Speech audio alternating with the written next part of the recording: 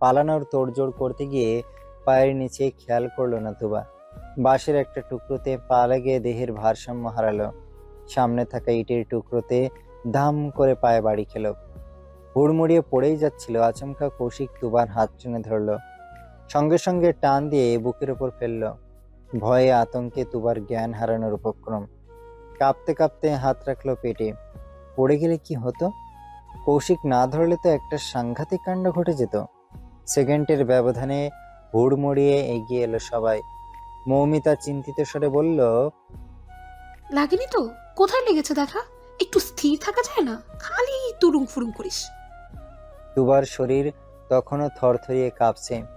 বুকের ভেতর কেউ নিষ্ঠুরভাবে হাতুড়ি পেটাচ্ছে। কৌশিক এক হাতে চেয়ার টেনে তুবাকে বসিয়ে দিল।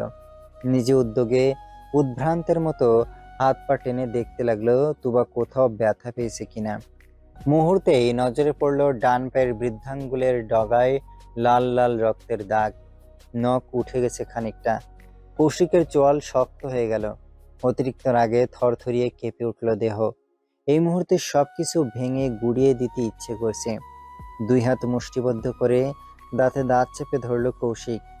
শক্ত চোখে তাকালো তুবার মুখের দিকে। আকাশ বাতাস কাঁপিয়ে যেই না ধমকাতে যাবে, তৎক্ষণাৎ তুবার কান্নারত মুখটা নজরে পড়ল। বুকের ভেতর নড়ে উঠল কৌশিকের। তুবাকে এমন করুণভাবে কাঁদতে দেখে ধমক দেওয়ার ইচ্ছাটাকে মাটি চাপা দিল। দাঁতে দাঁত চেপে রাগটা দমিয়ে নিল। আগে পিছে না তাকিয়ে সোজা তুবাকে কোলে তুলে নিল। লম্বা লম্বা কদম ফেলে হাঁটা দিল বাড়ির ভেতরে। জামাল সাহেব এসেছেন তাহিদ সাহেবের সাথে কথা বলতে। এই কয়েকদিনের সংকোচবোধ থেকে ছোট ভাইয়ের মুখোমুখি হতে পারেননি তিনি। এই মুহূর্তেও ভদ্রলোকের ভেতরে চরম অস্বস্তি কাজ করছে। নিজের ছেলের কুকর্মের জন্য মাথা কাটা গেছে ওনার। ছোট ভাইকে ঠিক কি বলবেন বুঝে উঠতে পারছিলেন না। বহু ভাবনা চিন্তা করে শেষমেশ সাহস জুগিয়ে চলে এলেন। মনের কোণে বহু সংকোচ নিয়ে চাপিয়ে রাখা দরজায় দুই আঙুলের টোকায় ঠক ঠকালেন। তাহিদ সাহেব মাত্রই কাজ শেষ করে ঘরে এসেছেন। এমন সময় দরজায় কড়া নাড়ার শব্দ শুনে দরজাটা খুলে দিলেন। দরজার সামনে নিজের বড় ভাইকে দেখে এক দফা অবাক হলেন তিনি। কিছুটা অবাক সুরে বললেন, ভাইজান, আপনি কিছু বলবেন? একটু কথা ছিল তোর সাথে। আপনি বাইরে দাঁড়িয়ে আছেন কেন? ভেতরে আসেন। ব্যতিব্যস্ত হয়ে বড় ভাইকে ঘরে ঢোকার জায়গা করে দিলেন। ভদ্রলোক গম্ভীর মুখে ঘরে ঢুকলেন। তাহিদ সাহেবের ইশারায় বিছানায় গিয়ে বসলেন। তাহিদ সাহেব নিজের বড় ভাইয়ের পাশেই বসেছেন। জামাল সাহেব শুরু থেকেই মাথা নিচু করে আছেন, চোখে চোখ রেখে কথা বলছেন না। আসলে তিনি কি দিয়ে কথা শুরু করবেন সেটা বুঝতে পারছেন না। বড় ভাইয়ের মনোভাব খানিকটা যেন বুঝে গেলেন তাহিদ সাহেব। জামাল সাহেবের কাঁধে হাত রেখে আশ্বাস দিয়ে বললেন, তুবার কৌশিকের সম্পর্ক নিয়ে আমার কোনো অভিযোগ নেই ভাইজান। আপনি দয়া করে কোনো হীনমন্যতায় ভুগবেন না। জামাল সাহেব যেন কথা বলার শক্তি খুঁজে পেলেন। করুণ চোখে নিজের ছোট ভাইয়ের দিকে তাকালেন। তাহিদ সাহেবের হাতটা শক্ত করে ধরে অপরাধী কণ্ঠে বললেন, আমাকে মাফ করে দিস তাওহিদ। আমার ছেলের জন্য তো বিস্তর একটা কাণ্ড ঘটে গেল। ভাইজান প্লিজ এভাবে বলবেন না। তো আর কি বলবো, আমার অত বড় দামড়া ছেলে পরিবারের অগোচরে বাচ্চা মেয়েটাকে বিয়ে করে নিল, যে কিনা দুবার চাইতে গুনে গুনে 8 বছরের বড়। আবার গোপন সংসারও পেতেছে, এমনকি বাচ্চাও আসতে চলেছে। বিশ্বাস কর তাওহিদ, যদি আমি আরো আগে এসব টের পেতাম তাহলে ঘটনা এতদূর আঘাত দিয়ে দিতাম না। অনেক আগেই ওদের আলাদা করে দিতাম।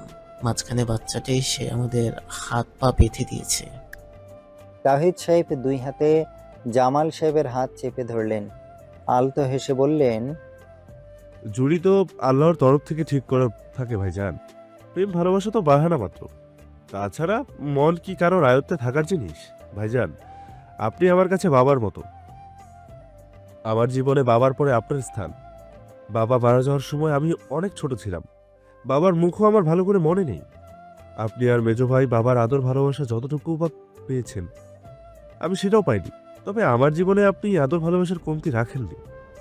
সেই ছোটবেলা থেকে নিজের সন্তানের মতো কোলে পিঠে করে মানুষ করেছেন। কাঁধে করে স্কুলে নিয়ে গেছেন, নিজের হাতে খাইয়ে দিয়েছেন। ছোট বলে সবসময় আমাকে বুকের সাথে মিশিয়ে বড় করেছেন। পরিবারের বড় সন্তান হিসেবে আপনি ছিলেন আমাদের মাথার উপর ছায়ার মতো, এখনো আছেন। বুকের সবটুকু দিয়ে এই পরিবারটাকে আগলে রাখেন আপনি। আমার মেয়েটাকে আমার চেয়ে বেশি ভালোবাসা আপনি দিয়েছেন। পরিবারের বাকি চার বাচ্চা থেকে তুবাকে আপনি বেশি আদর দিয়েছেন। অজুহাত হিসেবে বলেছেন তুবা পরিবারের সবচেয়ে ছোট, তাই বেশি আদর করেন। কিন্তু আমি তো জানি তুবার প্রতি আপনার অগাধ ভালোবাসার কারণ তুবা আমার সন্তান, তাই আপনার সন্তান সমতুল্য তাওহীদের মেয়ে, তাই আপনি আমার কাছে বাবার চাইতে কিছু কম নন ভাইজান। একটা মাত্র মেয়ে আমার, এই মেয়েকে আপনার ঘরে পাঠাতে আমার কোনো আফসোস নেই। আমি কৌশিককে চিনি, আপনি আমার মেয়েকে ভালোবাসা দেবার চক্করে নিজের ছেলের প্রতি উদাসীনতা করেছেন। ছেলেটাকে আমি আর মেজ ভাই কোলে পিঠে করে মানুষ করেছি, নিজের হাতে তৈরি করা ছেলেকে অবিশ্বাস কিভাবে করি? আমার মেয়ে আপনার ঘরে কৌশিকের জীবনে খুব সুখে থাকবে, এটা আমার বিশ্বাস। ভাবির সাথে আমার আগেই কথা হয়েছে ভাইজান, আমি ভাবিকে জানিয়ে দিয়েছি এই বিয়েতে আমার বা ময়নার কোনো অমত নেই।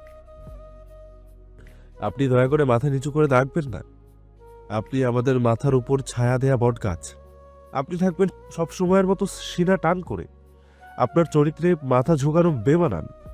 ছোট ভাইয়ের আশ্বাস বাণীতে মনের হারিয়ে যাওয়া শক্তি ফিরে পেলেন জামাল সাহেব। কোসকানো হাতটা আলতো করে রাখলেন তাহিদ সাহেবের মাথায়। এরপর ভুরুকুসকে বললেন, এ কি, চুল পেকে যাচ্ছে কেন? নানা হতে চলেছি ভাইজান, চুল আর কতদিন কালো থাকবে? ছোট ভাইকে রসিকতা করতে দেখে হো হো করে হেসে উঠলেন জামাল সাহেব। হাসতে হাসতে নজর রাখলেন দরজার দিকে। আচমকা তার মুখের হাসি থেমে গেল। দরজার ফাঁক দিয়ে দেখতে পেলেন কৌশিক তুবাকে কোলে নিয়ে দোতলায় উঠছে। দিন দুপুরে বাড়ি ভর্তি মানুষের সামনে ছেলের নির্লজ্জতা দেখে চোখ মুখ খিচে তাকালেন জামাল সাহেব। ছেলেকে দুটো কড়া কথা শোনানোর মতলব নিয়ে উঠতে গেলেন। আচমকা তাহিদ সাহেব তার হাত টেনে ধরে থামিয়ে দিলেন। অনুরোধ সুরে বললেন, যেতে দেন না ভাইজান, বাচ্চা তো। ওটা বাচ্চা, কদিন পরে বাচ্চার বাপ হবে, অসভ্য ছেলে একটা। দাঁত খিচে গর্জে উঠলেন জামাল সাহেব। ততক্ষণে কৌশিক সিঁড়ি মারিয়ে দোতলায় চলে গেছে। জামাল সাহেব চোখ পাকিয়ে তাকালেন নিজের ছোট ভাইয়ের দিকে। খ্যাক খ্যাক করে উঠলেন, এই তোদের আশকারাতে ছেলেটা বিগড়ে গেছে, আজ তো একটা অসভ্য তৈরি হয়েছে।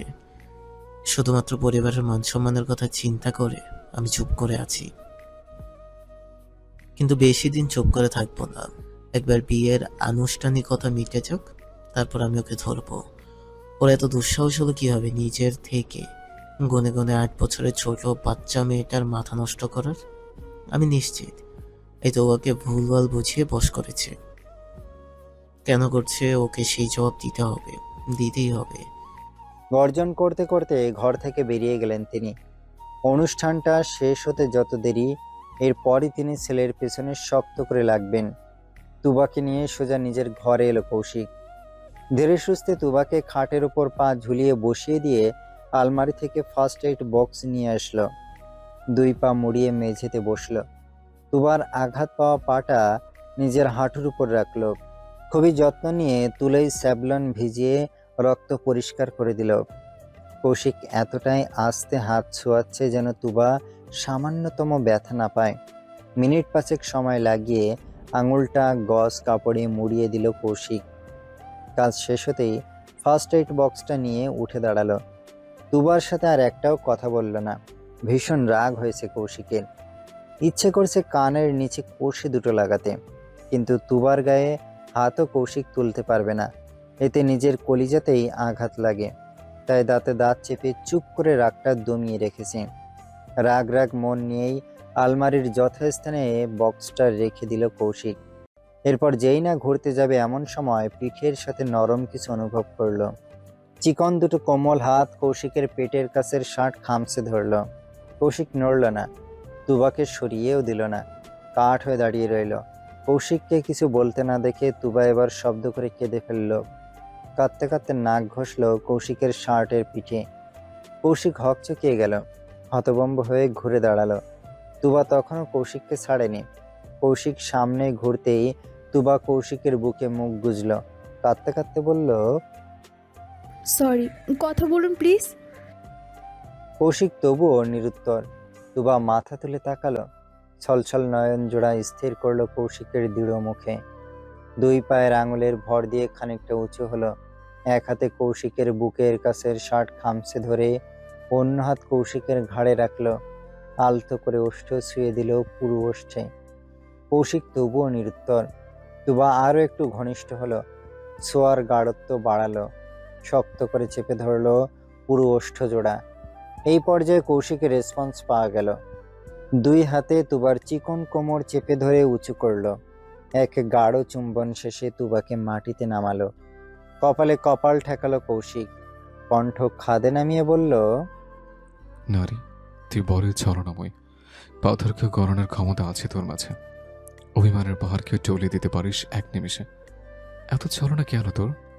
তুবা কিছুটা এগিয়ে গেল। কৌশিকের কানের কাছে মুখ নিয়ে ফিসফিস করে বলল, কারণ আমি কৌশিকের বউ, আমি সব পারি। কৌশিকের দেহে কারেন্ট খেলে গেল। শরীর কাঁটা দিয়ে উঠল। দেহের প্রতিটা লোমকূপ দাঁড়িয়ে গেল। তুবার গলার ফিসফিস আওয়াজে বিশেষ কিছু আছে। কৌশিককে উন্মাদ করে দেয়, দিন দুনিয়ার অনুভূতি ভুলিয়ে দেয়। কৌশিক তুবাকে শক্ত করে চেপে ধরল নিজের সাথে, বুকের সাথে মিশিয়ে নিল। মাথা ঝুঁকিয়ে কপালে ছোট্ট করে চুমু খেলো। মোহনীয় কণ্ঠে আওড়ালো, আই লাভ ইউ জান, আই লাভ ইউ আল্লাউড। পুরো বাড়ি জুড়ে সাজ সাজ রব। ছোট ছোট বাচ্চাদের হৈহুল্লোড়ে কাঁপছে যেন বাড়ির প্রতিটি দেয়াল। কানাচে কানাচে ঘুরঘুর করছে নিকটস্থ আত্মীয় স্বজনেরা। ধরনের বুকে সন্ধ্যা নেমেছে কিছুক্ষণ হলো। হলুদ সন্ধ্যার সময়ও ইতিমধ্যে উপস্থিত। বাগান সাইডের স্টেজটা হরেক রকমের লাইটের আলোতে ঝকমক করছে। মৃদু বাতাসের দাপটে সবুজ ঘাস হেলে দুলে দোল খাচ্ছে। ইতিমধ্যে কৌশিক স্টেজে চলে এসেছে। নিজের জায়গায় বসে তুবার জন্য অপেক্ষা করছে। আত্মীয় স্বজন সবাই প্রস্তুত। তুবা এলেই হলুদের কার্যক্রম শুরু করা হবে। কৌশিক অধৈর্য ভঙ্গিতে বাড়ির দিকে বারবার তাকাচ্ছে।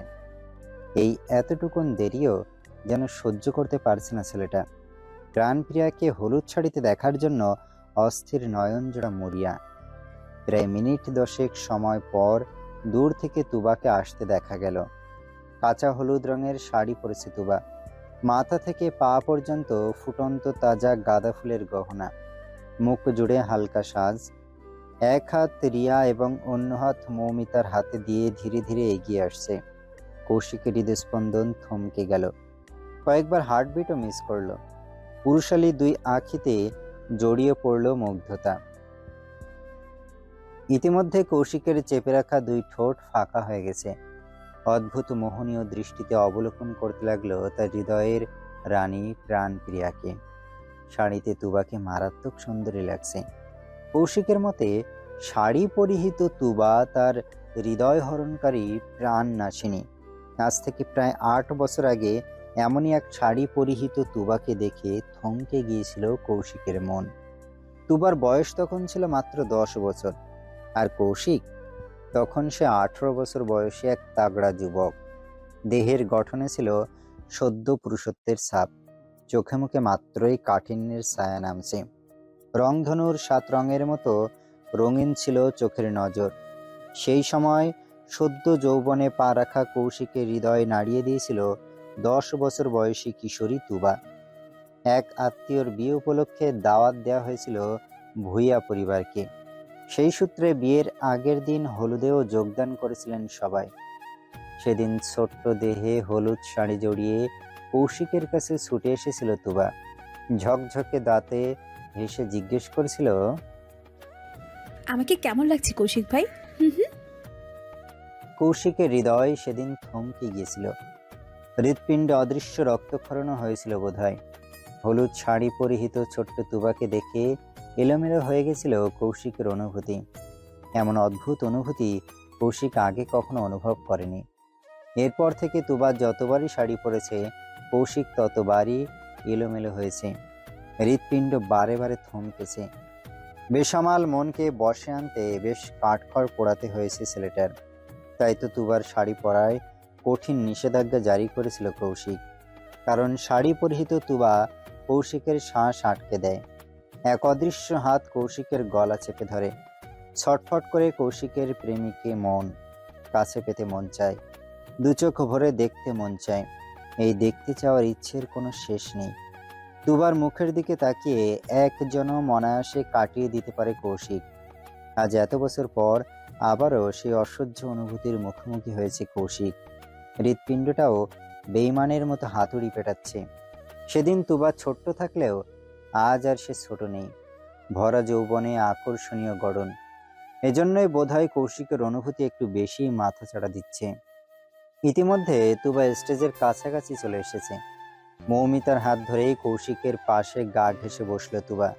লাজুক চাহনিতে একবার কৌশিকের দিকে তাকালো, কিন্তু এ কি, কৌশিক তুবার দিকে ফিরেও চাইছে না। কেমন চোরের মতো নজর লুকাতে এলোমেলো দৃষ্টিতে তাকিতুকি করছে। তুবা কৌশিকের দিকে সামান্য ঝুঁকলো, নিচু কণ্ঠে মিনমিন করে বলল, আমাকে কেমন লাগছে কৌশিক ভাই? হুম হুম। কৌশিক হাঁসফাঁস করে উঠল। ইতিমধ্যে ছেলেটার ঘাম ছুটে গেছে, পেছনে ফ্যান থাকার পরেও কুলকুল করে ঘামছে। হাঁসফাঁস করতে করতে টেনে পাঞ্জাবির গলার কাছের দুটো বোতাম খুলে ফেলল কৌশিক। মৌমিতার দিকে তাকিয়ে হাতে ইশারায় বলল পানি দিতে। মৌমিতা পানির একটা বোতল এগিয়ে দিল। ঢকঢক করে এক নিঃশ্বাসে পুরো বোতল শেষ করে ফেলল কৌশিক। তুবা শুধু ভুরু কুঁচকে তাকিয়ে দেখছে। কৌশিকের পানি খাওয়া শেষ হতেই তুবা আবারও নিচু স্বরে মিনমিন করে বলল, কি হয়েছে আপনার? শরীর খারাপ লাগছে? খুব অস্বস্তি হচ্ছে জান। এত সুন্দর করে সাজছিস কেন? আমাকে মেরে ফেলে ফোন দিয়ে এটেছিস? কেমন যেন ভাঙা কণ্ঠে কথাগুলো বলল কৌশিক। তুবা ঠোঁট ফুলালো, একবার নিজেই নিজের দিকে চাইল।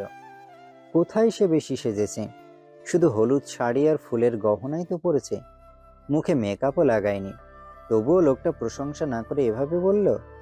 তুবার মনটা খারাপ হয়ে গেল, মুখ ভার করে মাথা নিচু করলো। ঠিক সেই মুহূর্তে কৌশিক তুবার কানের কাছে মুখ নিয়ে গিয়ে ফিসফিস করে বলল, এই যে আমার মনের ভেতর এলোমেলো ঝড়টা তুই তুললি, এখন এই ঝড় থামাবো কি করে? শাস্তি হিসেবে কষে একটা চুমু দেব? তুবা হক চুকিয়ে গেল। হুট করে মাথা তুলে বড় বড় চোখ করে তাকালো। আশেপাশে অসংখ্য মানুষ, কেউ শুনে ফেললে মান ইজ্জতের কিচ্ছু অবশিষ্ট থাকবে না। তবে তুবাকে আর বেশি চিন্তা করতে হলো না। কৌশিকের অনুভূতিকে মাটি চাপা দিতে এগিয়ে এলো পরিবারের সদস্যরা। বড়রা সবার আগে হলুদ দেওয়া শুরু করবেন। বাড়ির সবচেয়ে বড় বয়স্ক মানুষ হিসেবে জামাল সাহেব প্রথম হলুদের সূচনা করলেন। টেবিলে রাখা বাটি থেকে সামান্য হলুদ নিয়ে ছেলের গালে ছোঁয়ালেন, পরপরই সেটা তুবার গালে ছোঁয়ালেন। গম্ভীর মুখে ছেলের হাতে একটা দামি ঘড়ি পরিয়ে দিলেন। এরপর তুবার গলায় একটা স্বর্ণের চেইন পরিয়ে দিলেন। দুজনের মাথায় হাত রেখে মনে মনে দোয়া করলেন। জামাল সাহেবের গম্ভীর মুখ দেখে কিছু একটা ভাবলো কৌশিক। পরপরই ফট করে বলে দিল, মনে মনে দোয়া করছো নাকি গালি দিচ্ছ বাবা? জামাল সাহেব দাঁত কিড়মিড় করে উঠলেন, নিচু স্বরে ধমকে বললেন, দোয়াই করছে হতচ্ছাড়া।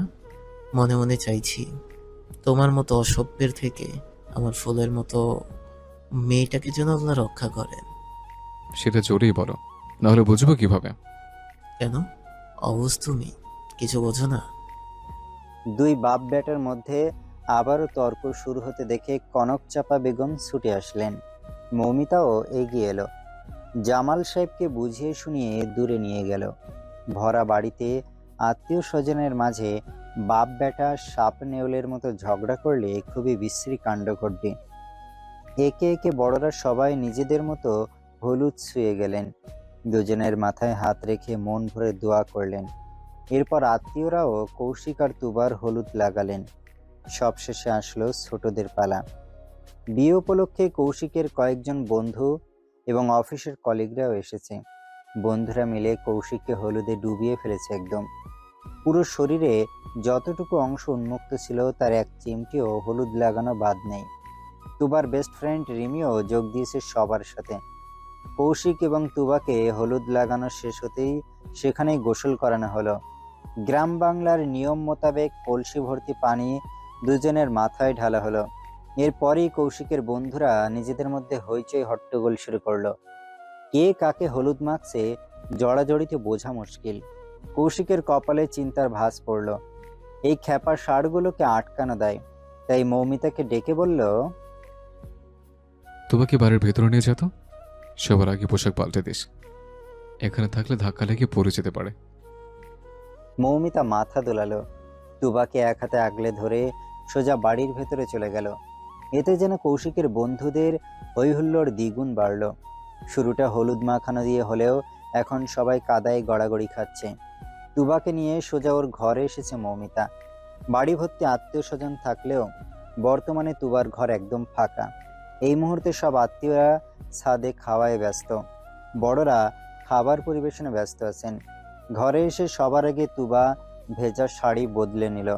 পরনের শাড়িটা খুলে অন্য একটা হলুদ শাড়ি পরল। তুবার সাথে রিয়া আর রিমি যোগ দিয়েছে। মৌমিতা রাতুলের ডাকে একটু বাইরে গেছে। এদিকে বোন এবং বান্ধবীকে পেয়ে আড্ডায় মেতে উঠেছে তুবা।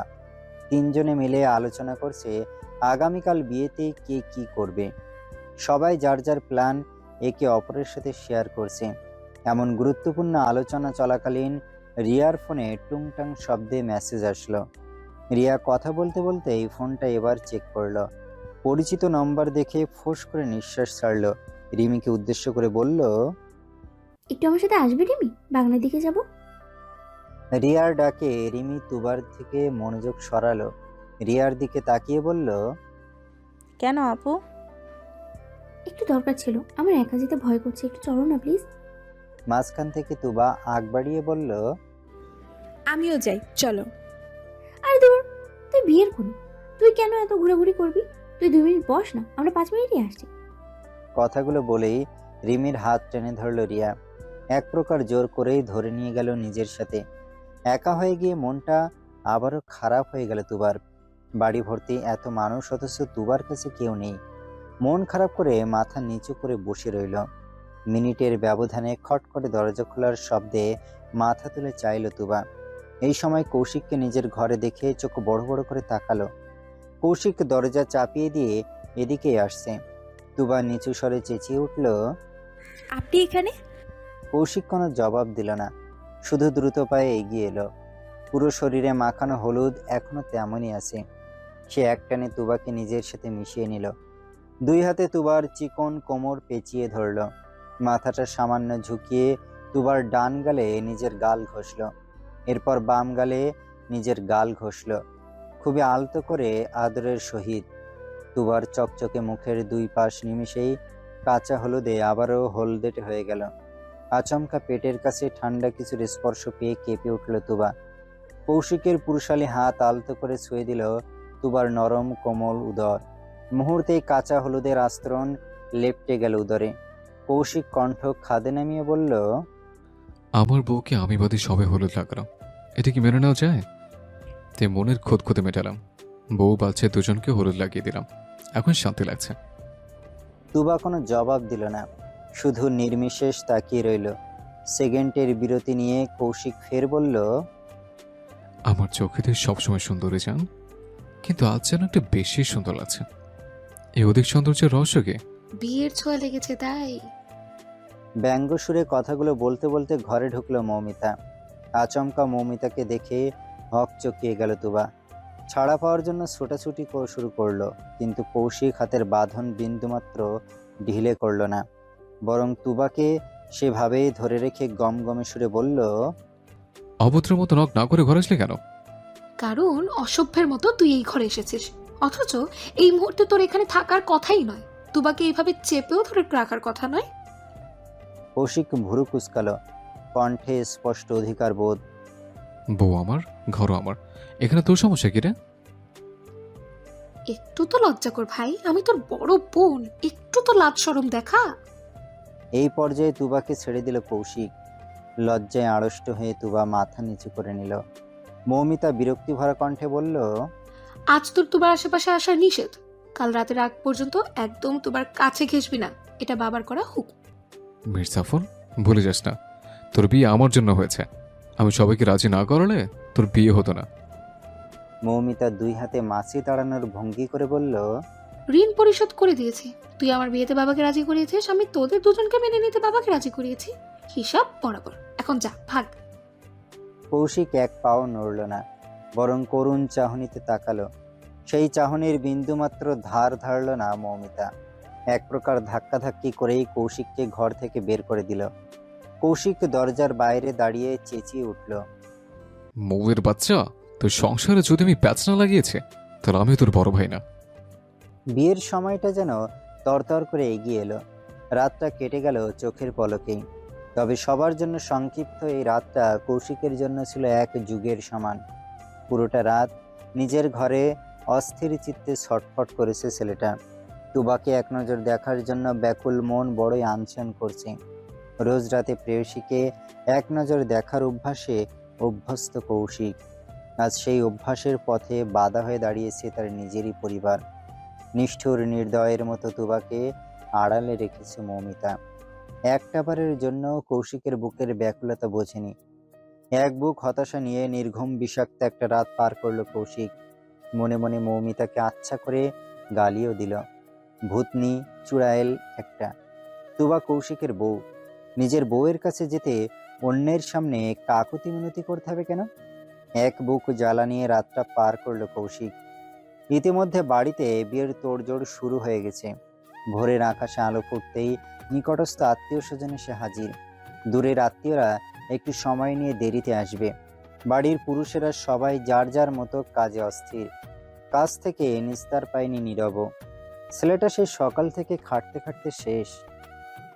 বড় বড় ঝুড়ি ভর্তি ফলমূল নিয়ে রান্নাঘরের দিকে যাচ্ছে। আত্মীয়দের জন্য ফল মিষ্টি আনিয়েছেন জামাল সাহেব। সেগুলোই বাড়ির গেট থেকে রান্নাঘর পর্যন্ত নিয়ে যাওয়ার দায়িত্ব পড়ছে নীরবের কাঁধে। চিকনা পাতলা ছেলেটা ভারী ফলের ঝুড়ি বহন করতে হিমশিম খাচ্ছে।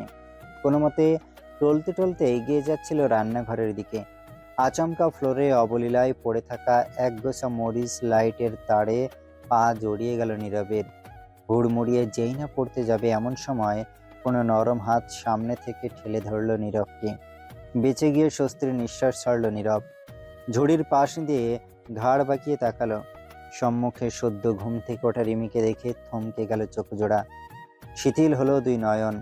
ঘুম জড়ানো ফুলো ফুলো মুখটা বড্ড বেশি স্নিগ্ধ লাগছে। তৈলাক্ত মুখে নেই কোনো কৃত্রিমতার ছাপ।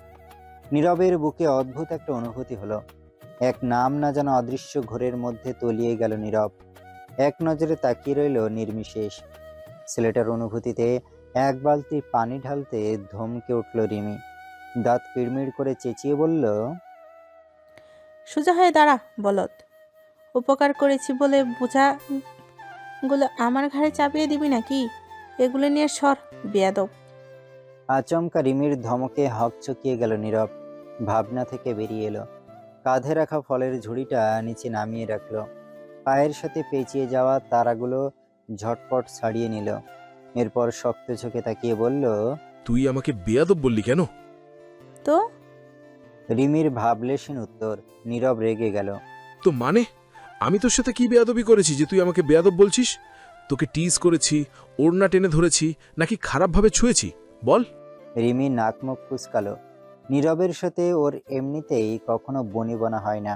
কলেজে দেখা হলে শুধু তর্ক বিতর্ক আর ঝগড়াই করতে থাকে।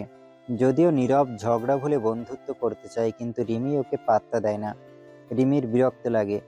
এখন আবার নীরবের লাগামহীন প্রশ্ন রিমিকে আরো বিরক্ত করলো। রিমি নাক মুখ কুঁচকে বলল, অসভ্য। ভেংচি কেটে যেই না রিমি চলে যাবে, আচমকা নীরব রিমির এক হাত ধরে হ্যাঁচকা টানে সামনে নিয়ে এলো। সেকেন্ডের ব্যবধানে কি হয়ে গেল রিমি বুঝতে পারলো না। শুধু অনুভব করলো তার ঠোঁটে গরম কিছু লেগে আছে। সেই সাথে ভেজা ভেজাও অনুভব হচ্ছে। রিমির মাথা ঘুরে উঠল। মস্তিষ্ক জ্বলতে শুরু করলো। কোনো অনুভূতি অনুভব করার আগেই নীরব সরে দাঁড়ালো। দাঁতে দাঁত চেপে বলল, এখন বল, অসভ্য, অভদ্র, বেয়াদব, যা খুশি বল, আই ডোন্ট মাইন্ড। কথাগুলো বলা পর্যন্তই নীরব ছিল সেখানে। এরপরই সেকেন্ডের ব্যবধানে স্থান ত্যাগ করলো। রিমি কয়েক মুহূর্ত পাথর হয়ে দাঁড়িয়ে রইল। কি ঘটে গেল বুঝে আসতেই সর্বাঙ্গ কেঁপে উঠল। এক হাতে বুকের কাছটা খামছে ধরল রিমি। চোখ দুটো থেকে ঝরঝর করে বাড়িধারার বর্ষণ শুরু হলো।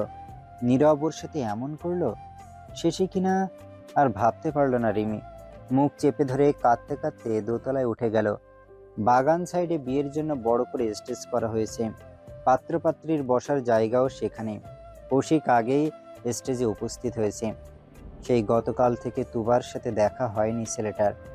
আনচান করতে থাকা মনকে শক্ত করে চেপে রেখেছে কৌশিক।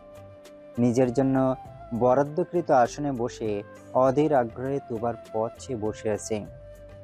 কৌশিকের অপেক্ষার অবসান ঘটল প্রায় ঘন্টাখানেক পর। দূর থেকে একদল মেয়ে পায়ে পায়ে তাল মিলিয়ে হেঁটে আসছে। কৌশিক তৎক্ষণাৎ উঠে দাঁড়ালো, তীক্ষ্ণ চোখে চাইল। এক ঝাঁক মেয়েদের মধ্যে তার নজর আটকে গেল টকটকে লাল লেহেঙ্গা পরা বিয়ের কনের দিকে। বিয়ের ভারী সাজে মনে হচ্ছে আকাশ থেকে নেমে আসা কোনো পরী। কৌশিকের চোখ জোড়া শিথিল হলো, চোখে মুখে একরাশ মুগ্ধতা, অভ্যন্তরে শীতল হাওয়া বয়ে গেল। আচমকা কৌশিক বুকে ব্যথা ওঠার ভঙ্গিতে বুকের বাম পাশের হাত চেপে ধরল। পরপরই দেহের ভর ছেড়ে দিল পেছন দিকে। কৌশিকের বন্ধুরা সবাই পেছনে দাঁড়িয়েছিল। কৌশিককে পেছনে হেলতে দেখে সবাই তাড়াহুড়ো ভঙ্গিতে খপ করে ধরে ফেলল। দেহের ভর তখনও পেছনে ছেড়ে আছে কৌশিক। মাথাটা পেছনে হেলিয়ে আকাশের দিকে তাকিয়ে বুকে হাত রাখল কৌশিক। আলতো হাতে বুক ডলে বলল, হায় মা রে ডালা। কৌশিকের কাণ্ড দেখে সবাই শব্দ করে হেসে উঠল। লজ্জায় তুবার নাজেহাল অবস্থা। লজ্জা থেকে বাঁচতে মাথা নিচু করে রেখেছে মেয়েটা। স্টেজের কাছাকাছি আসতেই কৌশিক লাফ দিয়ে উঠে এগিয়ে গেল। এক হাতে আলতো করে তুবার হাত ধরে স্টেজে উঠতে সাহায্য করলো। হাত ধরেই তুবাকে সোফায় বসালো। পরপর নিজে গিয়ে তুবার পাশে গা ঘেঁষে বসলো। সকলের অগোচরে তুবার কানের কাছে গিয়ে ফিসফিস করে বলল, একে রূপ দেখালি যান, আজ আমার মরণ নিশ্চিত। তুবা লাজুক হাসলো। সেই মুহূর্তে কাজী সাহেবকে নিয়ে হাজির হলো বড়রা। প্রথম বিয়েটা পরিবারের অগোচরে হয়েছে বিধায় জামাল সাহেবের ইচ্ছায় পরিবারের সম্মতিতে আরও একবার বিয়ে পড়ানো হলো। ওদের গোপন বিয়ের কথা আত্মীয় স্বজন তো আর জানে না। পাড়া প্রতিবেশীর মুখ বন্ধ করতে এই পন্থা। বেশ আনন্দের সাথেই বিয়ের কাজ সম্পন্ন হলো। বিয়ের দিন এত আনন্দ কাজী সাহেব আগে দেখেননি। কৌশিককে কবুল বলতে বলার আগেই সে টেপ রেকর্ডারের মতো ফটাফট 3 কবুল বলে দিল। তুবাকে বলতেই সেও নির্দ্বিধায় কোনো থামাথামি ছাড়াই কবুল বলে দিল। কাজী সাহেব অবাক চোখে শুধু দেখলেন। অন্য সব বিয়েতে কবুল বলার সময় মেয়েরা কান্নাকাটি করে অজ্ঞান হয়ে যায়। চোখে মুখে পানি ছিটিয়ে জ্ঞান ফিরিয়ে কবুল বলাতে হয়। তাও কি বলে, দাঁতে দাঁত চেপে পড়ে থাকে। আর এই বিয়েতে কারোর চোখে মুখে দুঃখের ছায়াটুকু নেই। কান্না তো বহু দূরের কথা। কাজী সাহেবের জীবনে এই বোধহয় প্রথম বিয়ে যেখানে কান্নাকাটির ছিটে ফোঁটা নেই। বিয়ের কাজ সম্পন্ন হতেই সবাই 2 হাত তুলে মোনাজাত করল। মোনাজাত শেষে তাহিদ সাহেব সবার মাঝে মিষ্টি বিতরণ করলেন। কৌশিক আর তুবাকে ঘিরে আত্মীয় স্বজন বন্ধু বান্ধবের সমাগম। যার যার মতো নানান ভঙ্গিতে ছবি তোলায় ব্যস্ত। এভাবে প্রায় 2 ঘন্টা সময় ছবি তুলতে কেটে গেছে। এরপর তুবাকে নিয়ে মেয়েরা বাড়ির ভেতরে চলে গেল। কৌশিককে 1 ঘন্টা পরে আসতে বলেছে। অনিচ্ছা সত্ত্বেও মেনে নিয়েছে কৌশিক, কিন্তু মনে মনে চিন্তায় বিভোর। না জানি বিচ্ছুগুলো ওকে নাকানি চুবানি খাওয়ানোর কি ফোন দিয়ে আসছে। কিছুক্ষণের ব্যবধানে আত্মীয় স্বজন অনেকেই চলে গেছে। হাতে গোনা কয়েকজন রয়েছেন শুধু। তারাও ধীরে ধীরে বিদায় নিয়ে যাচ্ছে। কৌশিক বসার ঘরের সোফায় বসে আছে। বারে বারে দেয়াল ঘড়িতে সময় দেখছে। ঘরে যাওয়ার জন্য মনটা আনচান আনচান করছে খুব।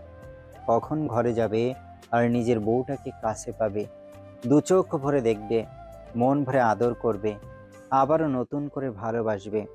আত্মীয়দের বিদায় জানিয়ে মাত্রই ঘরে ফিরলেন জামাল সাহেব। ঘরে যাওয়ার পথে সোফায় বসে ছেলেকে মোচড়ামুচড়ি করতে দেখে সেখানেই থমকে দাঁড়ালেন। গম্ভীর কণ্ঠে গমগমে সুরে বললেন, এখানে বসে এমন মোচড়াচ্ছ কেন? পেটে ব্যথা করছে? চাইলে আবার ঘরের ওয়াশরুম ব্যবহার করতে পারো।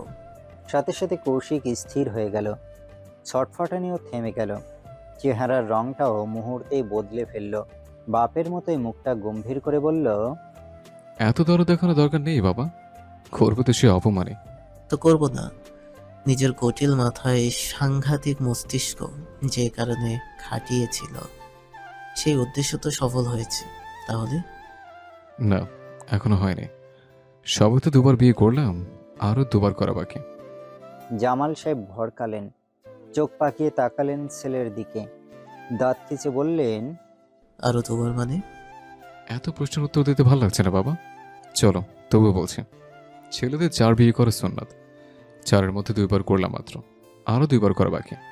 তাই আবারও 2টো ভালো দিনক্ষণ দেখে তোমাদের মেয়েকে 2বার বিয়ে করে নেব। এতে করে হিসেবের খাতাটাও ক্লোজ হয়ে যাবে, যাতে ভবিষ্যতে তোমাদের মেয়ের প্রতারিত হওয়ার ভয় না থাকে। বোঝোই তো, মেয়ে মানুষ, এই ভয়ে দিনরাত ফ্যাচ ফ্যাচ করে কাঁদে। তোমাদের মেয়ের কান্না আমার আবার সহ্য হয় না, বুকটা জ্বলে। বলতে বলতে বুকে হাত রাখল কৌশিক। হালকা ডোলে জ্বলুনির আভাস দিল। জামাল সাহেব হতভম্ব, কথা বলার ভাষা হারালেন। চোখ মুখ খিচে বিড়বিড় করলেন, একটা অসভ্য। রাত 12টার আগে নিজের ঘরে একটা কদমও রাখতে পারেনি কৌশিক। বিচ্ছুগুলো ঘরের আশেপাশেও যেতে দেয়নি ওকে। 12টার পর কৌশিকের জন্য বন্ধ দ্বার উন্মুক্ত করেছে, সেটাও আবার মোটা অঙ্কের টাকার বিনিময়ে। সবশেষে ঝামেলা মিটিয়ে কৌশিক নিজের ঘরে জায়গা পেল। কৌশিক যখন ঘরে ঢুকলো তখন ঘড়িতে রাত 12:30 ছুঁই ছুঁই। লম্বা করে দম নিয়ে দরজাটা আটকে দিল কৌশিক। পূর্ণ দৃষ্টিতে তাকালো সামনে। তুবা জানালার পাশে দাঁড়িয়েছে, মুগ্ধ নয়নে তাকিয়েছে আকাশ পানে। স্বচ্ছ আকাশে অসংখ্য তারার মেলা বসেছে। সে কি চোখ ধাঁধানো মনোরম দৃশ্য। কৌশিক আলতো হাসলো, পায়ে পায়ে এগিয়ে গেল তুবার কাছে। পিছন থেকে নরম আলিঙ্গনে আবদ্ধ করলো তুবাকে। ঘাড়ে থুতনি রেখে চোখ বন্ধ করে শ্বাস টানলো কৌশিক। মোহনীয় কণ্ঠে বলল, এত মুগ্ধ নজরে আকাশে কেন দেখছিস ডান? এই মুগ্ধতা তো আমার জন্য জমিয়ে রাখা উচিত। তুবা তৎক্ষণাৎ জবাব দিল না, খানিকটা চুপ করে রইল। সময় নিল, কিছুক্ষণ নীরব থেকে ধীর কণ্ঠে বলল, আজ আকাশটা খুব সুন্দর, তাই না কৌশিক ভাই? কৌশিক ভুরু কুচকালো, ঘাড় থেকে থুতনি তুলে সোজা হয়ে দাঁড়ালো, কিন্তু তুবাকে ছাড়লো না। পিছন থেকে আলিঙ্গন করে দাঁড়িয়েই ধমকের সুরে বলল, খবরদার, একদম ভাই বলে ডাকবে না। 3-3-6 কবুল বলে বিয়ে করেছে তোকে, ভাই কিসের? শেষে আমার বাচ্চাও ভবিষ্যতে কনফিউজড হয়ে যাবে। ও আমাকে বাবা ডাকবে না মামা ডাকবে? কৌশিকের ধমক শুনে তুবা হেসে ফেলল। ঘুরে কৌশিকের মুখোমুখি হলো, 2 হাতে গলা জড়িয়ে ধরলো, চিকন মিষ্টি কণ্ঠে আওড়ালো, ও মামা ডাকলো আপনি আমার, বাবা ডাকলো আপনি আমার। তুবার ঠোঁটে মিষ্টি হাসি। কৌশিক নির্বিশেষ তাকিয়ে রইল কিছুক্ষণ। বিয়ের সাজে তুবার সৌন্দর্য আরো বেশি বেড়ে গেছে যেন। কৌশিকের ঘোর লেগে গেল, নজর আটকে গেল টকটকে লাল ঠোঁটের ওপর। লিপস্টিকের আস্তরণ পাতলা ঠোঁট জুড়ে ছড়িয়ে আছে। পরপর 2-3 বার শুকনো ঢোক গেল কৌশিক। ব্যাকুল কণ্ঠে আবদার করলো, একটু আদর করতে দিবি জান, বুকটা খুব চলছে। এ দেখ কেমন নির্দয়ের মতো আগুন উত্তাপ বের হচ্ছে। কথা দিচ্ছে বেশিক্ষণ সময় নেব না। তুবা বাধা দিল না, বরং আরো একটু এগিয়ে কৌশিকের সাথে মিশে দাঁড়ালো। এক হাতে কৌশিকের মাথার পেছনের দিকের চুল খামচে ধরে ওষ্ঠ এগিয়ে নিয়ে গেল। কৌশিকের ঠোঁটের কোণে প্রাপ্তির হাসি। এক গাঢ় চুম্বনে লিপ্ত হলো দুজন। কৌশিকের সকল ব্যাকুলতা দুমড়ে মুচড়ে বাইরে বেরিয়ে এলো, যেন 100 বছরের তৃষ্ণার্ত পথিক 1 ফোঁটা পানির সন্ধান পেয়েছে। সেই 1 ফোঁটা পানিতে মরুভূমির ন্যায় খা খা করতে থাকা বুকের তৃষ্ণা মেটাতে ব্যস্ত। কৌশিক তুবাকে কোলে তুলে নিল, অতি সন্তর্পণে ফুলে সজ্জিত নরম বিছানায় শুয়ে দিল। তুবার হাতটা নিজের বুকের সাথে চেপে ধরল, কণ্ঠ খাদে নামিয়ে বলল, পুরো একটা দিন তোকে দেখতে পাইনি জান, জানিস আমার বুকটা কত জ্বলছিল। তুবা মাথা কিছুটা উঁচু করল, কৌশিকের বুকের বাম পাশে গাঢ় করে চুমু খেলো। মিষ্টি হেসে বলল, আগুনে পানি ঢেলে দিলাম, জ্বালা পোড়া কমেছে তো? কৌশিক ঠোঁট ছড়িয়ে হাসল, মুখটা নামিয়ে তুবার ঘাড়ে মুখ ডুবালো। চুমুতে চুমুতে ভরিয়ে দিল তুবার ঘাড়, গলা, পুরো মুখ। নিষিদ্ধ অঙ্গগুলো খুবই আলতো হাতে ছুঁয়ে দিল। তুবা চোখ বন্ধ করে অনুভব করলো শুধু। কৌশিকের প্রতিটি ছোঁয়া তুবাকে এক সাগর পরিমাণ সুখ দেয়। এই অসহ্য সুখ তুবাকে পাগল করে ফেলে, ডুবিয়ে দেয় প্রেমময় অনুভূতির অতল গহ্বরে। নীলাম্বরী আকাশটা আজ কালো মেঘে ঢেকে আছে। রাশি রাশি কৃষ্ণ কালো মেঘপুঞ্জ দল বেঁধে ভেসে বেড়াচ্ছে। থেকে থেকে ধরনের বুক কাঁপিয়ে গর্জে উঠছে মেঘের রাজা। চারদিকে ছড়িয়ে পড়েছে ঝিরিঝিরি ঠান্ডা বাতাসের শীতল আবরণ। এই সাত সকালে মেঘের তর্জন গর্জন তোয়াক্কা না করে ছাদে এসেছে রিমি। তুবার বিয়ে উপলক্ষে 2 দিন ধরে এই বাড়িতেই আসে সে। রিমির একমাত্র বেস্ট ফ্রেন্ড তুবা। ছোট থেকেই দুজনের একে অপরের বাড়িতে অবাধ আনাগোনা। দুই পরিবারের মধ্যে পরিচয় পরিচিতি ভালো বিধায় রিমিকে এখানে থাকার অনুমতি দিয়েছে ওর বাবা মা। হলুদ এবং বিয়ে শেষ করে আজ তার এই বাড়িতে 3য় দিন। কথা ছিল আজকেও সেই বাড়িতেই থাকবে। আগামীকাল তল্পা গুছিয়ে বাড়ি ফিরে যাবে, কিন্তু ভাবনা মোতাবেক কোনো কিছু হলো কই। এখানে এসে যে এতটা নোংরা পরিস্থিতির সম্মুখীন হতে হবে সেটা ভাবতে পারেনি রিমি। এই ঘটনার পর এখানে আর এক মুহূর্ত থাকা সম্ভব নয়। ভাবতে ভাবতে রিমি উদাস চোখে আকাশ পানে তাকালো। সঙ্গে সঙ্গে চোখ থেকে কয়েক ফোঁটা অশ্রু ঝরে পড়ল। এমন বিব্রতকর পরিস্থিতিতে রিমি আগে কখনো পড়েনি। চোখ দুটো ঘোলা হয়ে এলো। রিমি হাতের উল্টো পিঠ দিয়ে চোখ মুছল। উদাস চোখে তাকিয়ে চলন্ত মেঘের কাছে অভিযোগ জমা দিল। এমন সময় হঠাৎ ছাদের দরজায় কারোর উপস্থিতির আভাস পাওয়া গেল। রিমি আন্দাজ করে নিল কে হতে পারে। ছাদে আসার সময় রিয়াকে বলে এসেছে তুবা ঘুম থেকে উঠলে যেন ছাদে পাঠিয়ে দেয়। তার তলবে হয়তো তুবাই এসেছে। বুঝতে পেরেও রিমি পেছন ফিরল না, শক্ত করে রেলিং ধরে দাঁড়িয়ে রইল। উদাসীন চোখ দুটো তখনও ঘন কালো মেঘে স্থির। পেছনে না তাকিয়েই রিমি ধরা গলায় বলল, আমি বাড়ি ফিরে যেতে চাই তো বা, আজ এবং এক্ষুনি। ভাইয়াকে একটু বলবি আমাকে পৌঁছে দিতে? কেন? তুবার উত্তরের জায়গায় পুরুষালী কণ্ঠে জবাব শুনে চমকে গেল রিমি। হুট করেই পেছন ফিরে তাকালো। নিজের থেকে 2-3 হাতে দূরে নীরবকে দাঁড়িয়ে থাকতে দেখে মেজাজটা বিগড়ে গেল। ধপ করে মাথায় আগুন জ্বলে উঠল। মনে পড়ে গেল গতকালকের ঘটনা। সেই জঘন্য আবারও রিমির বুকে বিষাক্ত তীর ছুড়ল। রিমি মেজাজ হারালো, ভয়ঙ্কর রূপে গর্জে উঠল, তুই তুই এখানে কেন এসেছিস নীরব? কোন সাহসে আমার সামনে এসেছিস? আমার চোখের সামনে থেকে সরে যা। তোর চেহারাও আমি দেখতে চাই না। যাতে তোর রাস্তা ক্লিয়ার হয়ে যায়, তাই তো? রিমির রাগ বাড়ল। চোখের সামনে যা কিছু পড়ছে সবকিছু ভেঙে চুরে গুড়িয়ে দিতে মন চাইছে। সে প্রচণ্ড ঘৃণা নিয়ে তাকালো নীরবের দিকে। পাশ কাটিয়ে চলে যাওয়ার জন্য পা বাড়ালো। সঙ্গে সঙ্গে পেছন থেকে হাত টেনে ধরল নীরব। নীরবের ছোঁয়ার পুরো শরীরের মধ্যে রিরি করে উঠল রিমির। অত্যাধিক রাগে পেছন ফিরেই শরীরের সর্বোচ্চ শক্তি দিয়ে কষে চড় মারল নীরবের গালে। থাপ্পড় খেয়ে মুখটা ডান দিকে ঘুরে গেল নীরবের। দমিয়ে রাখা মনটা এবার ভীষণ উগ্র হয়ে উঠল। হাঁস কাটানে রিমিকে নিজের বুকের উপর ফেলল। হাত দুটো মুচড়ে পেছনে চেপে ধরল। নীরবের চোখে ভয়ানক আগুন। থাপ্পড় মেরেছিস, আই ডোন্ট মাইন্ড, কিন্তু তুই যেতে পারবি না রিমি। রিমি ছাড়া পাওয়ার জন্য মোচড়ামুচড়ি করছে, কিন্তু পুরুষের শক্তির কাছে একটা মেয়ের শক্তি নগণ্য। বেশ কিছুক্ষণ মোচড়ামুচড়ি করে যখন রিমি ছাড়া পেল না, তখন শব্দ করে কেঁদে উঠল। ফুপিয়ে উঠে ঘৃণা ভরা কণ্ঠে বলল, তুই একটা জানোয়ার Nirab, I hate you. But I love you. আচমকা নীরবের জবাব শুনে চমকে উঠল রিমি। চমকিত নয়নে মাথা তুলে তাকালো। মাথাটা ঘুরে উঠল। কানের ভেতরেও শো শো করে শব্দ হচ্ছে। রিমি বুঝতে পারল না সে ঠিক শুনেছে নাকি ভুল। শুধু জিজ্ঞাসু দৃষ্টিতে তাকালো। ইতিমধ্যে আকাশ কাঁপিয়ে তীব্র বর্ষণ শুরু হয়ে গেছে। বিরতিহীন বাড়িধারা ভিজিয়ে দিচ্ছে সবকিছু। রিমির নড়াচড়া থামতেই নরম হয়ে এলো নীরব। তীব্র বর্ষণের মাঝে আদুরে চোখে তাকালো। জ্বলতে থাকা চোখ দুটো নিভে গেল মুহূর্তেই। নীরব অনুতপ্তের ন্যায় মাথা নোয়ালো।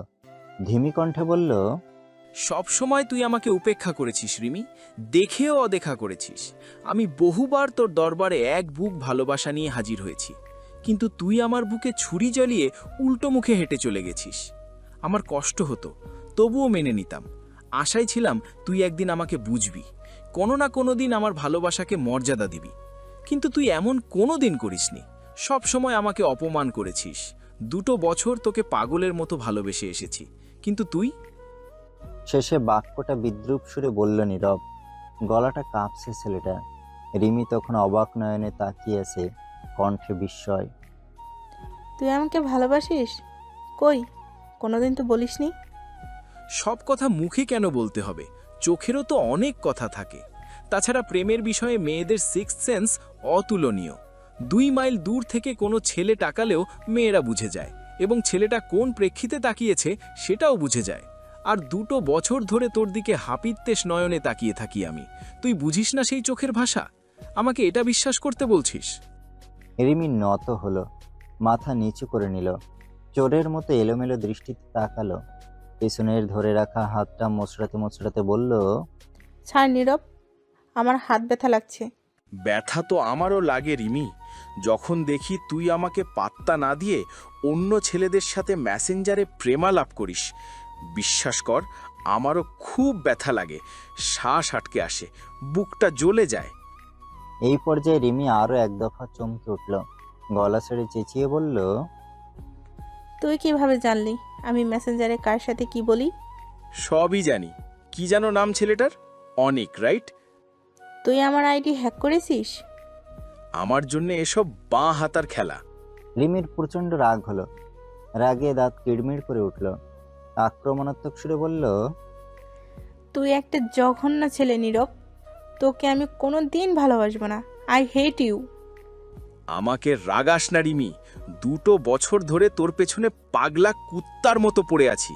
স্কুল কলেজে অন্য কোনো মেয়ের সাথে সম্পর্কে জড়াইনি, তোর আশায় এখনো বুকটা খালি রেখেছি। তুই সেই বুকে ছুরি মেরে চলে যাবি আর আমি তোকে ছেড়ে দেব? কি করবি তুই? নীরব একটানে রিমিকে আরো কাছে টেনে নিল, দুজনের দেহ একে অপরকে সঙ্গে মিশে রইল। রিমির ঘাড়ের কাছের একগোছা চুল খামচে ধরে মুখটা এগিয়ে আনলো নীরব, সামান্য ঝুঁকে রিমির মুখোমুখি হলো, বাঁকা হেসে বলল, আমাকে রাগালে এমন কিছু করব যে তুই বাধ্য হবি আমাকে মেনে নিতে। নিজের ইচ্ছায় আমাকে বিয়ে করবি তুই, আর এমন কিছু করার ক্ষমতা আমার অবশ্যই আছে। সামান্য নমুনাও দেখিয়েছি, সুতরাং ভালো মেয়ের মতো সবগুলো ছেলেকে ব্লক করে দিবি, না হলে পরবর্তী পদক্ষেপ আমি খুব দ্রুত নেব। নিজের কথা শেষ করে ছেড়ে দিল রিমিকে। ইতিমধ্যে দুজনেই ভিজে একাকার, আর সেখানে দাঁড়ালো না নীরব, হনহন করে নিচে নেমে গেল। ঘড়িতে সকাল 9টা বাজে, এখনো বাইরে তীব্র বর্ষণ চলছে। সবাই একে একে খাবার টেবিলে উপস্থিত। রিমিও এসে সবার সাথে যোগ দিয়েছে। তখন চলে যেতে চাইলেও নীরবের হুমকি ধমকিতে দমে গেছে মেয়েটা। গতকালকের ঘটনার পর ওকে আর রাগানোর সাহস হলো না রিমির। একটা দিনের তো ব্যাপার, চুপচাপ থেকে যাওয়ার সিদ্ধান্ত নিল। ডাইনিং টেবিলে সবাই উপস্থিত হওয়ার পর সবশেষে আসলো কৌশিক আর তুবা। কৌশিক অফিসে যাওয়ার জন্য একেবারে তৈরি হয়ে নিচে নেমে এসেছে। এক হাতে ল্যাপটপের ব্যাগ, অন্য হাতে তুবার হাত। সে খুবই যত্ন নিয়ে গুনে গুনে সিঁড়িতে পা ফেলছে, ঠিক এতটাই সাবধানে যেন ভুলক্রমেও তুবার সামান্যতম কষ্ট না হয়। ডাইনিং টেবিলে বসে এক পলক নিজের ছেলের কাণ্ড দেখে নিলেন জামাল সাহেব। তুবার প্রতি কৌশিকের এত যত্ন দেখে তিনি মনে মনে খুশি হলেন বেশ। বুক জুড়ে প্রশান্তি ছেয়ে গেল, কিন্তু মুখে বিড়বিড় করলেন, একটা অসভ্য। 1 মিনিটের জায়গায় 4 মিনিট লাগালো কৌশিক। এরপর তুবাকে আলতো করে বসিয়ে দিল একটা চেয়ারে। পাশের চেয়ার টেনে নিজে বসলো। নিজে উদ্যোগে তুবার পাতে গরম গরম খিচুড়ি তুলে দিল। টেবিলে সাজিয়ে রাখা নানান পদের ভর্তার মধ্যে বেছে বেছে তুবার পছন্দের ইলিশ মাছ ভর্তা, টমেটো ভর্তা, কাঁকরোল ভর্তা এবং চিংড়ি ভর্তা দিল। এরপর জগ থেকে পানি ঢেলে গ্লাসটা সামনে এগিয়ে দিল। তুবার মাথার পেছনে আলতো করে হাত রেখে বলল, আস্তে আস্তে খা। তুবা খাবে কি? বাড়ির বড়দের সামনে কৌশিকের এমন কেয়ারিং আচরণ তুবাকে প্রচণ্ড লজ্জায় ফেলেছে। বড়দের সামনে মানুষ এমন কিছু করে? তুবা আর চোখে একবার সবার দিকে চাইল। এক জামাল সাহেব ব্যতীত বাকি সবাই মুখ টিপে মিটিমিটি হাসছে। তাহিদ সাহেব মুগ্ধ চোখে তুবা আর কৌশিকের দিকে তাকিয়েছেন। ভদ্রলোকের মুখেও চমৎকার হাসি। সবার হাসি দেখে তুবা মাথা নিচু করে নিল। ঠিক সেই মুহূর্তে শোনা গেল কৌশিকের গলা, খাচ্ছিস না কেন? আমি খাইয়ে দেবো। তুবা তড়িৎ ডানে বামে মাথা নাড়ল, খপ করে খিচুড়িতে হাত ডোবালো। জামাল সাহেব পাশ থেকে তিরস্কার করে বলে উঠলেন, অতিভক্তি চোরের লক্ষণ। তোমার মধ্যে চোরের লক্ষণ দেখা যাচ্ছে কেন? চশমা বদলেও বাবা, এখানে আমি কিছু চুরি করিনি। তোমাদের মেয়ে আগেও আমার বউ ছিল, এখন আমার বউ আছে। তবে গোপনীয়তার খাতিরে আগে প্রকাশ্যে ওর যত্ন নিতে পারতাম না। এখন লাইসেন্স পেয়ে গেছে, এবার আমার বউয়ের যত্নে কেটে আমি করবো নাকি? খেয়ে খেতেই ভাবলেশীন জবাব দিল কৌশিক। বক্তব্য শেষ করে নিজের প্লেটের কোণে বেঁচে রাখা ভাজা মাছটুকু তুবার প্লেটে তুলে দিল। জামাল সাহেব চোখ পাকিয়ে তাকালেন, দাঁত কিড়মিড় করে বললেন, এই এইসব আতি আদর দেখিয়ে আমার বাচ্চা মেয়েটাকে বাগিয়ে এনেছো তুমি, তাই না? আমি বেশ বুঝতে পারছি, এভাবেই ওর মাথা খারাপ করেছো। আমার অবুঝ মেয়েটা তোমার কুটিল ষড়যন্ত্র ধরতে পারেনি, তোমার বশে চলে গেছে। যদি বলি তোমার এই অবুঝ বাচ্চা মেয়েটাই ভুলিয়ে ভালিয়ে আমাকে বাগিয়ে এনেছে, তাহলে মানতে পারবে তো বাবা? থাক, মানা লাগবে না, তুমি বরং খাবার খাও। গোপন কথা ফাঁস হতে দেখে হক চুকিয়ে গেল তুবা। আচমকা খাবার গলায় আটকে গেল, জোরে জোরে কাশতে শুরু করলো। কৌশিক ব্যতিব্যস্ত হয়ে পানির গ্লাসটা তুবার মুখের সামনে ধরল, আলতো করে মাথায় হাত বুলিয়ে দিয়ে শান্ত করার চেষ্টা করলো। সমতল কপালে 2-3টা চিন্তার ভাঁজ ফেলে বলল, আস্তে আস্তে, এত তারা কিসের? এখন আরাম লাগছে? তুবা উপর নিচ মাথা ঝাঁকালো। পানি খেয়ে কাশি কিছুটা কমে গেছে, কিন্তু পুরোপুরি নয়। এখনো মেয়েটা খুক খুক করে কাশছে। তুবার অবস্থা দেখে জামাল সাহেব আর কথা বাড়ালেন না। নিজের অসভ্য ছেলের জন্য বাচ্চা মেয়েটাকে লজ্জায় ফেলার মানেই হয় না। খাওয়া দাওয়া শেষে সবাই যার যার মতো উঠে চলে গেল। টেবিলে এখন শুধু রয়েছে তুবার কৌশিক। তুবা খুব সময় নিয়ে আস্তে আস্তে খাচ্ছে। কৌশিক পাশে বসে তুবার খাওয়া শেষ হওয়ার অপেক্ষা করছে। প্রায় আধা ঘন্টা সময় নিয়ে পুরোটা খাবার শেষ করলো তুবা। ভাগ্য ভালো, তার খাওয়াতে খুব একটা অরুচি এখনো আসেনি, বরং মুখের রুচি একটু বেশিই বেড়ে গেছে। খাওয়া শেষে হাত ধোয়ার পর কৌশিক ল্যাপটপের ব্যাগ নিয়ে উঠে দাঁড়ালো। তুবার কপালে ছোট্ট করে চুমু খেয়ে বলল, অফিস যাচ্ছি যান, নিজের এবং আমাদের পুচকুর খেয়াল রাখিস। আমি পরে ফোন করবো তোকে। তুবা হেসে মাথা নাড়ল। ব্যাগটা কাঁধে ঝুলিয়ে লম্বা লম্বা কদম ফেলে বেরিয়ে গেল কৌশিক। তুবা তখনও ডাইনিং চেয়ারেই বসেছিল। যেই না উঠতে যাবে আচমকা সেখানে ময়না বেগম উপস্থিত হলেন। নিজের মাকে দেখে তুবা আর উঠে দাঁড়ালো না, বরং স্বাভাবিক কণ্ঠে প্রশ্ন করল, তুমি ঘরে যাওনি আম্মু? ময়না বেগম চেয়ার টেনে মেয়ের মুখোমুখি হয়ে বসলেন। এক হাত তুবার গালে রেখে আদর সুরে বললেন, কৌশিক তোকে খুব ভালোবাসে, তাই না তুবা? তুবা লজ্জা পাওয়ার ভঙ্গিতে মাথা নিচু করল। ময়না বেগম ফের প্রশ্ন করলেন, তুই খুশি তো মা? তুবা উপর নিচ মাথা নাড়ল। ময়না বেগম স্বস্তির নিঃশ্বাস ছাড়লেন। একমাত্র মেয়েকে নিয়ে তার বড়ই চিন্তা ছিল। মেয়েটার কোথায় বিয়ে হবে, কেমন পরিবার পাবে, সুখী হবে কিনা, এইসব চিন্তা ময়না বেগমকে সব সময় তাড়া করে বেড়াতো। কিন্তু এখন তিনি নিশ্চিন্ত হলেন। শুরুতে ওদের সম্পর্কটা দৃষ্টিকটু লাগলেও এখন ময়না বেগমের মনে হচ্ছে এটাই সবচেয়ে ভালো হয়েছে। কৌশিকের চেয়ে ভালো ছেলে তিনি আর কোথায় পেতেন? আজ কৌশিকের যত্ন দেখে মনের কোণে সামান্য যে খুঁতখুঁতানি ছিল সেটাও চলে গেছে। সবচেয়ে বড় কথা, মায়ের মেয়ে মায়ের কোলেই আছে, এমনকি সারা জীবন মায়ের কোলেই থাকবে। মেয়ের অসুখ বিসুখ বিপদ আপদ ময়না বেগম নিজের হাতে পার করবেন। এর চাইতে ভালো আর কি হতে পারে? যেখানে নিয়তি নিজ হাতে ওদের দুজনের সম্পর্ক বেঁধে দিয়েছে, সেখানে ভালো না হয়ে যাবে কোথায়? হাঁটি হাঁটি পা পা করে এগিয়ে গেল সময়। তুবার প্রেগনেন্সির এখন 8 মাস চলে। চিকন চাকন দেহের গড়ন পরিবর্তন হয়ে তুবা এখন মুটু হয়ে গেছে। উঁচু পেটটা নিয়ে মেয়েটার চলাফেরা করা দায়। প্রেগনেন্সির পুরোটা সময় কৌশিক খুবই যত্ন নিয়েছে তুবার। মাঝে মাঝেই মিথ্যে বাহানা দেখিয়ে অফিস মিস দেয়। যতটা সম্ভব চেষ্টা করে তুবার কাছাকাছি থাকার। প্রতিদিন নিয়ম করে তুবাকে খাইয়ে দেয়, গোসল করিয়ে দেয়, চুল বেঁধে দেয়। এগুলো যেন কৌশিকের একার দায়িত্ব। বউ বাচ্চার দেখাশোনায় সে অন্য কাউকে হাত লাগাতে দেয় না। এরই মাঝে তুবার ইন্টার ফাইনাল এক্সাম শুরু হয়ে গেছে। আজ পরীক্ষার দিন। শারীরিক এই বেহাল অবস্থায় মেয়েটা পরীক্ষা দেবে কিভাবে, এই ভাবনাতে অস্থির পুরো পরিবার। ঘড়িতে তখন সকাল 8টা বাজে। 10টায় পরীক্ষা শুরু। তুবা বিছানার সাথে হেলান দিয়ে আধো শোয়া হয়ে বসে আছে, হাতে বই। যদিও সব পড়া আগে থেকে আয়ত্ত করে ফেলেছে, তবুও শেষবারের মতো প্রতিটা পাতায় নজর বুলিয়ে যাচ্ছে। কৌশিক নিচে গেছিল কোনো একটা কাজে, ফিরে এলো এইমাত্রই। ঘরে ঢুকেই সোজা তুবার কাছে চলে গেল। আস্তে করে বইটা নিয়ে পাশের টেবিলে রেখে দিল। মোটা কণ্ঠে বলল, অনেক পড়েছিস, আর পড়া লাগবে না। এত পড়লে শেষে সব গলিয়ে যাবে। তুবা বাচ্চাদের মতো ঠোঁট ফুলালো। ওর মুখের ভাবভঙ্গি দেখে হেসে ফেলল কৌশিক। সাবধানে বিছানায় উঠে তুবার দিকে ঝুঁকে বুকে ভর দিয়ে শুয়ে পড়ল। তুবার পাহাড় সমান ফুলো পেটে আলতো করে 2 হাত রাখলো। পুরুষালী ঠোঁটের আলতো ছোঁয়ায় ছোট্ট করে চুমু খেলো।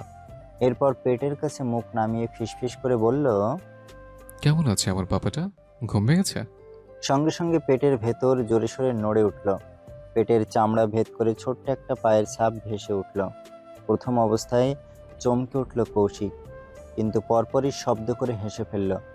বাপের সাথে বাচ্চার ভালো একটা কানেকশন আছে। এই যেমন কৌশিক নিয়ম করে সকাল এবং রাতে 2 বেলা পেটে চুমু খাবে, ফুলো পেটের কাছে মুখ নামিয়ে ফিসফিস করে আলাপ আলোচনা করবে। সেই গুরুত্বপূর্ণ আলাপ আলোচনায় অংশগ্রহণ করার চিহ্ন হিসেবে সে ছোট ছোট পায়ের ছাপ মায়ের পেটে বসিয়ে দেবে। আর এই দুজনের পাগলামো চুপচাপ বসে বসে দেখবে তুবা। এটাই তার দৈনন্দিন রুটিন। বেশ কিছুক্ষণ নিজের অনাগত বাচ্চার সাথে আলাপচারিতা শেষে উঠে বসলো কৌশিক। তুবার পাশে গিয়ে গা ঘেঁষে বসলো। এক হাতের আলিঙ্গনে বুকে জড়িয়ে ধরলো, অন্য হাতে তুবার মুখটা আলতো করে ধরে বলল, এখন শরীর কেমন লাগছে জান? ভালো। বমি পাচ্ছে কি? ওই একটু একটু। পরীক্ষা দিতে পারবি? বেশি খারাপ লাগলে থাক, পরীক্ষা না হয় সামনের বছর দিবি। তুবা বিরোধিতা করলো, আত্মে উঠে বলল, একদম না, আমি মোটেও 1 বছর গ্যাপ দিতে রাজি নই। কৌশিক হতাশ হলো, ফোঁস করে নিঃশ্বাস ছাড়ল। তুবার কপালে ছোট্ট করে চুমু খেলো, নরম ওষ্ঠে আলতো করে ঠোঁট ছুঁয়ে দিল। তুবা হাসলো, হেসে কৌশিককে 2 হাতে জড়িয়ে ধরল, মাথাটা কৌশিকের বুকে। তুবা আলতো হাতে তর্জনী আঙুল ঘুরিয়ে ঘুরিয়ে কৌশিকের বুকে আঁকিবুকি করতে লাগলো। ঠিক সেই সময় শোনা গেল কনক চাপা বেগমের হাঁকডাক। কৌশিক, তুবাকে নিয়ে নিচে আয়, খাবার রেডি। কৌশিক আর বসে থাকলো না, অতি সন্তর্পণে তুবাকে কোলে তুলে নিল। যদিও বর্তমানে তুবার ওজন আগের তুলনায় দ্বিগুণ বেড়ে গেছে, তবুও কৌশিক অনায়াসে নিজের বাহু ধরে আঁকড়ে নিল। তুবা 2 হাতে কৌশিকের গলা জড়িয়ে ধরল, কোনো বিরোধিতা করল না, কারণ তুবা জানে কৌশিককে বারণ করে লাভ নেই। এই বিষয়ে সে কোনো বারণ শুনবে না। তাই অগত্যায় চুপচাপ পড়ে রইল কৌশিকের বাহু ধরে। ডাইনিং টেবিলে সবাই উপস্থিত। নীরবও একেবারে তৈরি হয়ে এসে বসেছে। কৌশিক সবার শেষে তুবাকে নিয়ে নিচে নামল, একটা চেয়ারে বসিয়ে দিয়ে নিজে পাশের চেয়ার টেনে বসল। এরপর নিজ হাতে তুবাকে খাইয়ে দিল। এটা যেন আজকাল তুবার জীবনের দৈনন্দিন রুটিন। প্রতিদিন 2 বেলা কৌশিক তুবাকে নিজ হাতে তুলে খাইয়ে দেয়। দুপুরের 1 বেলা মিস হয়ে যায় কৌশিকের অফিসে থাকার কারণে। শুরুর দিকে তুবার ভীষণ লজ্জা লাগলেও এখন যেন এসবে অভ্যস্ত হয়ে গেছে। পরিবারের বাকিরাও বিষয়টা এখন স্বাভাবিক নজরে দেখে। জামাল সাহেবও এখন ছেলেকে খোঁচানো কমিয়ে দিয়েছেন। বয়স হচ্ছে তার, কিছুদিন পর দাদু হয়ে যাবেন। এখন কি আর খোঁচাখুচি মানায়? খাওয়া দাওয়ার মাঝেই বাড়ির কর্তারা তুবা এবং নীরবকে ভালো মন্দ পরামর্শ দিলেন। পরীক্ষার হলে বিচলিত হতে বারণ করলেন। ঠান্ডা মাথায় সবকিছু লেখার পরামর্শ দিলেন। সেই সাথে কি কি করতে হবে এবং কি কি করা যাবে না সে বিষয়ে লম্বা বক্তব্য দিলেন। বাড়ির রমণীরা ছেলে মেয়ের মাথায় হাত বুলিয়ে দোয়া করলেন। সবকিছুই কমপ্লিট, এখন শুধু পরীক্ষার হলে গিয়ে হল ফাটিয়ে দেয়া বাকি। অতঃপর খাওয়া দাওয়া শেষে সবার থেকে বিদায় নিয়ে তুবা, কৌশিক এবং নীরব বেরিয়ে পড়ল পরীক্ষার হলের উদ্দেশ্যে। পরীক্ষা কেন্দ্রে পৌঁছাতে সময় লেগেছে প্রায় আধা ঘন্টা। রিমি আগে থেকেই তুবার জন্য অপেক্ষা করেছিল। তুবাকে আসতে দেখে হাসি মুখে এগিয়ে গেল, কিন্তু পাশে নীরবকে দেখে সঙ্গে সঙ্গে মুখের হাসিটা উধাও হয়ে গেল রিমির। সেই ঘটনার পর বেশ লম্বা সময় কেটে গেছে। নীরবের হুমকিতে রিমি লিস্টের সবগুলো ছেলেকে ব্লক করে দিয়েছে। নতুন করে আর কারোর সাথে ফ্লার্টিং করার সাহসও পায়নি। নীরব সবসময় রিমিকে চোখে চোখে রাখে। সেদিনের পর কখনো রিমিকে ভালোবাসার জন্য জোর করেনি নীরব, কিন্তু অন্য কারো আশেপাশে ঘেঁষতেও দেয় না। মাঝে একবার রিমি চেষ্টা করেছিল, সেদিন নীরব কড়া ভাষায় জানিয়ে দিয়েছে, আমার ভালোবাসা অ্যাকসেপ্ট করছিস না? বেশ, করিস না, কিন্তু তুই আমার না, মানে অন্য কারোরও না। নীরবের চোখে সেদিন ছিল জ্বলন্ত আগুন। রিমি তারপর থেকে সকল চেষ্টা ছেড়ে দিয়েছে। যদিও সে শুরুতে নীরবকে বন্ধু ব্যতীত বিশেষ কোনো নজরে দেখত না, কিন্তু এই কয়েক মাসে নীরবের আশেপাশে থাকায় রিমিরও মন পরিবর্তন হতে শুরু করেছে। তবে সেটা নীরবের সামনে একদমই প্রকাশ করেনি। কেন করবে? বেয়াদবটার শাস্তি প্রাপ্য, ওর শাস্তি এখনো শেষ হয়নি। এরই মাঝে সবাই মিলে পরীক্ষা হলে ঢুকে পড়েছে।